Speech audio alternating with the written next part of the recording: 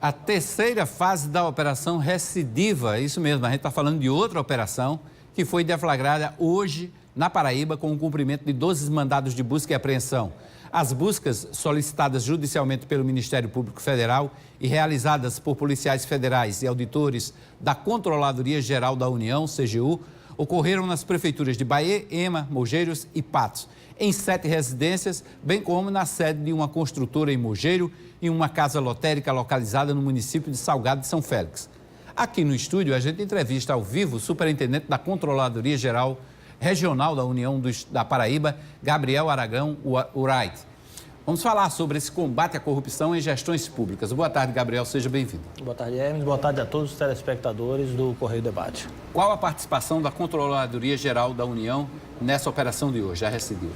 A Controladoria, juntamente com a Polícia Federal, com o Ministério Público Federal, vem atuando em várias frentes na parte de combate à corrupção, mais notadamente na área de auditoria, que é a sua expertise, em verificar fatos suspeitos que necessitam muitas vezes de uma investigação mais aprofundada e que por isso se faz necessário a junção de forças e um tipo de investigação mais aprofundada de uma maneira especial.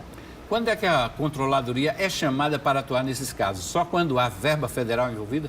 A Controladoria só atua, Hermes, quando tem verba federal. É a nossa competência apenas atuar nos recursos públicos federais, sejam eles gastos diretamente por uma autarquia ou órgão federal ou repassados para estados e municípios. Essa atuação da CGU pode ocorrer já em alguma investigação que esteja em andamento, a solicitação de órgãos parceiros, como bem também quando a gente, em auditorias, dentro do nosso planejamento operacional, da nossa matriz de risco, a gente identifica fatos e realiza auditorias e fiscalizações. Como é a participação dos auditores da CGU? Porque eles não são policiais, eles são auditores, são servidores públicos federais e participam dessas operações. Como é que se dá isso? Bom, os auditores da Controladoria Geral da União, eles têm essa expertise de auditoria. Eles conhecem o fato, conhecem programas de governo, conhecem a parte de regras licitatórias, de documentos que muitas vezes têm que ser colocados nesses processos ou que usualmente são utilizados numa montagem, por exemplo, de um processo licitatório.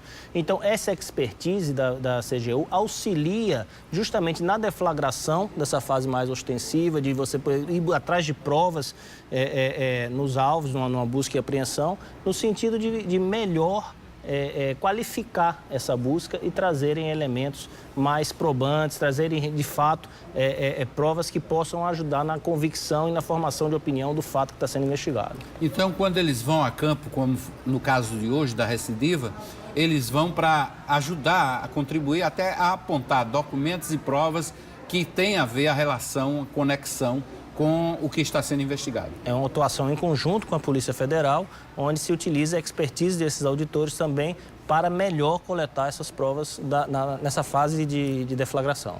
A Controladoria Geral da União continua atuando após o recolhimento desses documentos, dessas provas? Sim, a Controladoria Geral da União também auxilia a Polícia Federal e o Ministério Público Federal na análise dessa prova. Com a expertise de auditoria, você tem justamente a possibilidade de analisar, de esmiuçar esse documento e de produzir relatórios que serão utilizados pela Polícia Federal no inquérito que por ela é conduzido. Recidiva na medicina significa a volta de um ferimento que não cura, que não quer curar, que não quer sarar. Quer dizer, esses casos de combate à corrupção, no caso dessa operação, eles continuavam ainda se propagando nas gestões públicas? Lamentavelmente, Hermes, é realmente um nome bem empregado. Na medicina é algo que está voltando, a gente associa muito ao câncer, né? Teve uma recidiva do câncer, e na verdade é um câncer no desvio de recursos públicos, quando a gente vê o mesmo modus operandi de construtoras, de fachada, construtora fantasma, sendo utilizada para ganhar processo licitatório e essas obras sendo executadas por outras pessoas, sem expertise, trazendo prejuízo ao erário. Obras que não chegam ao final ou quando chegam não têm uma qualidade técnica, com superfaturamento muitas vezes. Então, esse modus operandi, essa maneira recidiva de toda vez ocorrer, traz o nome da operação, assim como alguns investigados. que na primeira fase nós tivemos 2 que já tinham sido investigados na Operação Dublê e na Operação Desumanidades. Agora, na terceira fase, mais uma vez, de forma recidiva, nós temos um investigado que é condenado da Operação Carta Marcada. Isso é que mais espanta a gente que está assistindo a todas essas operações, investigações feitas pela Polícia Federal. Quer dizer, um mesmo personagem aparece em várias operações, mesmo ele sabendo que os órgãos de controle externo, a Polícia Federal, a Controladoria Geral da União, o Tribunal de Contas da União, todos estão de olho na atuação de suas empresas, mesmo que sejam empresas de fachada. É importante que esse recado seja dado. Assim, os órgãos de controle eles estão atuando em conjunto e não vão parar por aqui. A gente quer realmente que o recurso público seja empregado de forma correta. Então, essas investigações irão continuar. Agora, realmente lamentável que a gente esteja mesmas pessoas pegando novamente. Essa sensação realmente não é boa. Por outro lado, nos traz a certeza de que está sendo garantido o contraditório, a ampla defesa, que está sendo conduzido um processo judicial. Nós não estamos tendo uma caça bruxa desenfreada, onde se culpa todo mundo e se pune. Se assim fosse, vários processos já teriam chegado ao final. Existe um rito nesses processos e esse rito é necessário para que seja feita justiça.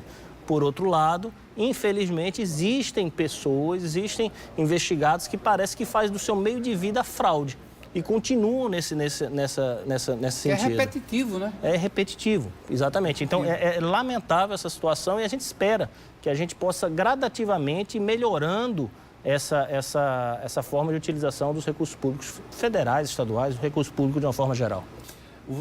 Desde que você assumiu, de quantas operações a Controladoria Geral da União participou aqui na Paraíba? Bom, na Paraíba, a CGU ativamente participando da investigação, já são 31 operações desde 2003, quando a CGU foi iniciada. E eu estou como superintendente no meu último ano. A Controladoria tem um tempo máximo que o superintendente fica, que são 4 anos. Durante esses 3 anos foram em torno de 12 ou 13 operações, aí eu teria que verificar com mais calma. Tá. 30 operações, quer dizer, de 2003? 2003 para cá, quer dizer que são praticamente 16 anos, não é isso? São 15, 16 anos. 16 anos. E 31 operações realizadas nesses 16 anos. É uma média muito alta, né, de operação para cada ano. E vem se intensificando, sabe, Hermes? O que a gente tem notado é que as instituições, elas têm cada vez mais ficado trabalhado em conjunto. E tem esse fortalecimento institucional, uma coisa que faz muito bem ao Brasil. Eu sei que, por vezes, o cidadão pode estar cansado no noticiário de tanta notícia sobre corrupção, mas isso é importante para que a gente possa cada vez mais disseminar a intolerância à corrupção. E é importante que o cidadão não só participe, como acompanhe essas situações colocadas, porque fazem parte de uma mudança do nosso país. Nós precisamos realmente diminuir o nível de corrupção que o nosso país tem como uma das formas que a gente realmente possa melhorar o nosso país de hoje por diante, o desenvolvimento do país como um todo.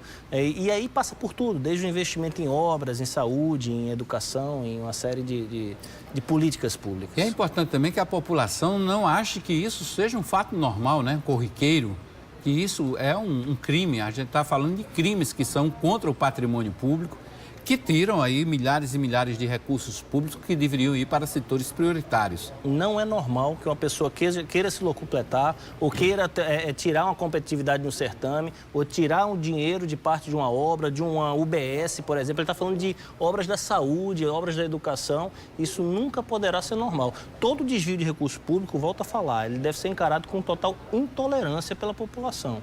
Somente com a intolerância à corrupção é que a gente consegue dar o próximo passo.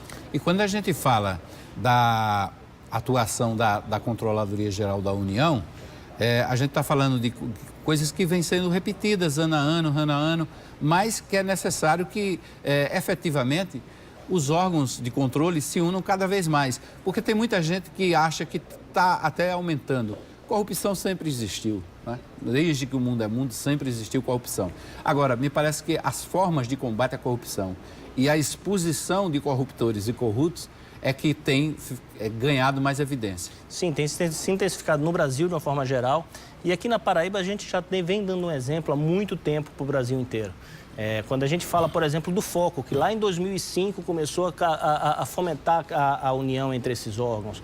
Então, desde lá para cá, a gente já vem trazendo na Paraíba uma forma especial e cada vez mais vem agregando essa forma conjunta de funcionamento das instituições. O fortalecimento institucional e cada instituição no seu papel, sabendo funcionar conjuntamente, é um caminho viável para que a gente possa melhorar o nosso país.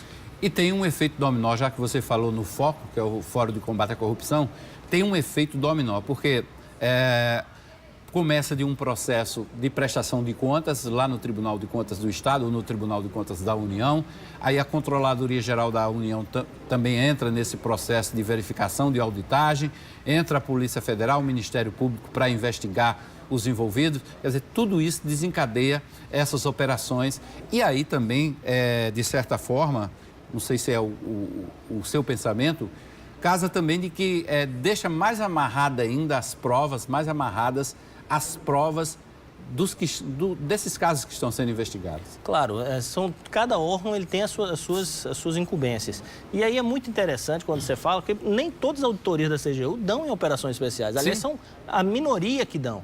Existe uma série de verificações que são realizadas pela Controladoria Geral da União e que ali você tem uma pequena irregularidade ou uma impropriedade, você corrige alguma situação e vamos tentar melhorar a gestão pública. Agora, em alguns casos, onde você verifica a ocorrência de crime, onde você verifica a ocorrência de possíveis desvios, é necessário você entrar aí com a parte civil, com a parte penal, e aí você precisa sim do auxílio, nesses casos, da Polícia Federal, do Ministério Público Federal, auxiliando a gente, além de outros órgãos de controle, como você bem falou aqui, existe também o processo administrativo de acompanhamento e julgamento de contas, aí Tribunal de Contas do Estado, Tribunal de Contas da União, da parte de improbidade você tem a própria Advocacia Geral da União também, que tem a propriedade para atuar nesses casos. Então, são vários órgãos de controle que atuam de acordo com a situação, com a natureza do que está sendo descoberto e está sendo investigado. Mas, de forma alguma, a atuação, por exemplo, da Controladoria Geral da União limita-se à operação especial ou prioritariamente à operação especial. É um órgão de controle que tem várias formas de atuação, inclusive preventiva, de incentivo, de fomento à cidadania, como ocorre, por exemplo, no concurso de desenho e redação, que a gente promove todo ano, enfim, em várias situações. Aliás, você falou nesse ponto de algumas falhas pontuais que são detectadas nesses convênios, nesses contratos que envolvem recursos públicos federais. Há casos em que a Controladoria faz esse alerta ao gestor para que ele apresente uma correção dessas falhas? A grande maioria ele faz justamente em relatório e ao gestor, e na maioria dos relatórios da Controladoria Geral da União, o gestor se pronuncia, ele coloca ainda para o auditor o que motivou ou justifica, podendo o auditor verificar realmente uma falha sua, retirar do relatório ou não, ou motivadamente manter e aí recomendando muitas vezes a correção da falha ao gestor. Porque pode existir apenas uma falha formal, né? No contrato, no termo aditivo, qualquer coisa desse, qualquer instrumento legal que o gestor possa se utilizar. Não, existem muitas falhas formais, falhas por desconhecimento, às vezes por uma desatenção, às vezes por uma falta de um controle que seja mantido na instituição. Isso são falhas que são para ser corrigidas. Quando nós estamos falando de operações especiais, já são falhas de outro nível, de outro patamar.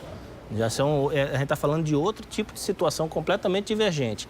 Na esmagadora maioria, existe a tentativa de correção, de colocar para o gestor para que ele corrija a situação indevida.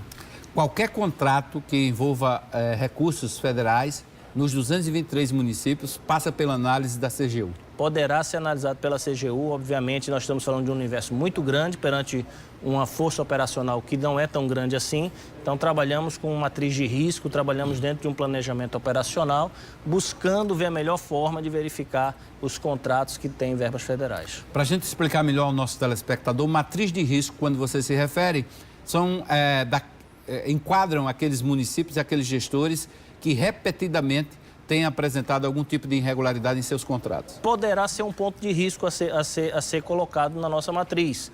O nível de transparência, o volume do recurso, daquele tipo de recurso, se rotineiramente você apresenta ou não falhas, geralmente trazidas pelo gestor. Então, a matriz de risco, numa linguagem popular, seria aonde geralmente dá problema. É você ter uma forma de verificar isso e você tentar atuar justamente com a sua limitada força operacional, aonde mais você pode trazer resultado. Já fica de olho. Já ficamos de olho. Está de olho. Pois é, a Controladoria Geral da União, ele tem quantos auditores atuando aqui na Paraíba? Atualmente, na Paraíba, com o superintendente, somos 32. 32. Para tudo. Desde empréstimos internacionais, que muitas vezes atuamos, verbas que vão para os municípios, universidades, ministérios, enfim. No caso do Estado, do governo do Estado, tem essas organizações sociais que mexem com recursos públicos, que tem a ver com o Ministério da Saúde.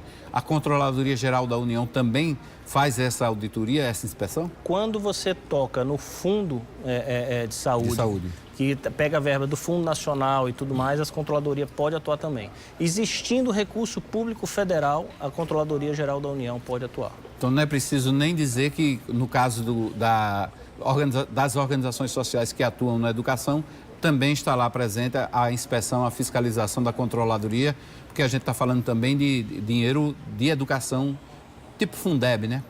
Fundeb, a Controladoria tem rotineiramente feito algumas amostras, tem feito algumas auditorias. Nessa questão de organizações sociais é um ponto que a CGU tem gradativamente começado a abordar, né? E sempre quando solicitado também por órgãos que são parceiros, volto a falar, Ministério Público do Estado, Ministério Público Federal, Polícia, TCU, sempre quando existe algum pedido de colaboração, a CGU também tenta auxiliar nesse sentido. Ok. A gente volta daqui a pouquinho com a terceira e última parte da entrevista aqui com o superintendente da Controladoria Geral da União na Paraíba. Gabriel, nós estamos vendo aí a questão das organizações sociais, falando da transparência, exigência da publicação da transparência. A transparência das gestões públicas ajudou muito ao controle? Sempre ajuda, porque coloca a sociedade também a par de tudo que está acontecendo. E os próprios órgãos de controle, eles também têm uma visão. E a própria publicação pelo ente também ajuda que ele se organize administrativamente. Então, isso foi um passo que foi dado, pioneiramente, mais uma vez falando do foco, se começou a cobrar a questão de portais de transparência em prefeituras e cada vez mais em programas e faz parte do princípio da publicidade. A gente está muito acostumado a falar de publicidade de licitação, de publicação em diário oficial, mas, por exemplo, na minha opinião, com a atual legislação que existe hoje, não há que se falar em publicidade se você não está falando na correta publicidade, inclusive com a parte de transparência, com a parte de portais, com a parte de divulgação de meios eletrônicos, que é a forma mais atual de divulgação hoje. Pois é, também tem os atos administrativos, tem critérios disciplinados pela Constituição, né? Impessoalidade, publicidade, tudo isso é constitucional. Exatamente. Inclusive, como eu falo, é um princípio constitucional no artigo 37, o princípio da publicidade.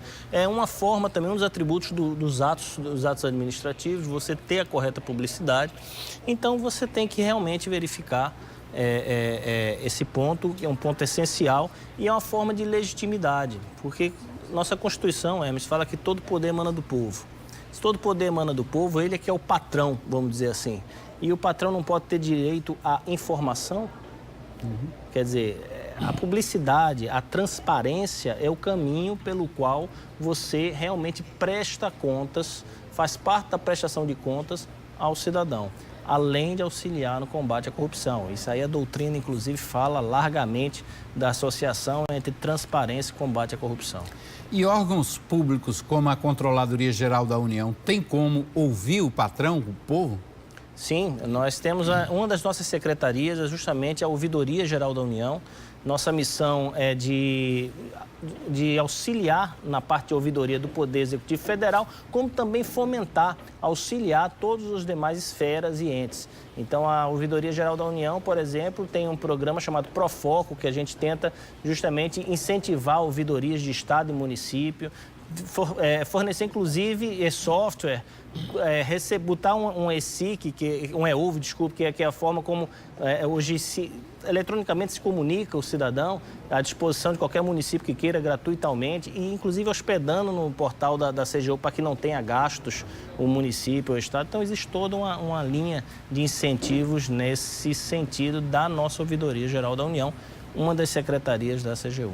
Tem uma legislação agora que vai obrigar também os municípios a terem ouvidorias. Perfeitamente. A lei de defesa do usuário de serviços públicos, ela já é uma lei que está promulgada, mas tem um vacatio legis para essas cláusulas e a partir de maio agora nós teremos essa obrigatoriedade para todos os municípios, assim como também a carta de serviços, cada órgão público vai ter que mostrar o que é a carta de serviço, o que é que faz, como faz, quanto tempo leva, o que precisa para se prestar determinados serviços.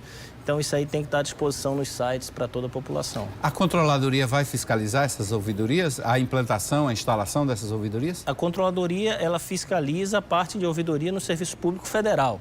Certo. Obviamente, o Tribunal de Contas da União, nesse caso, poderá cobrar dos demais, assim como o Tribunal de Contas do Estado poderá cobrar a correta implementação da ouvidoria e inclusive, o Ministério Público, tanto estadual como federal, podem também cobrar o cumprimento da lei de defesa do serviço dos usuários públicos.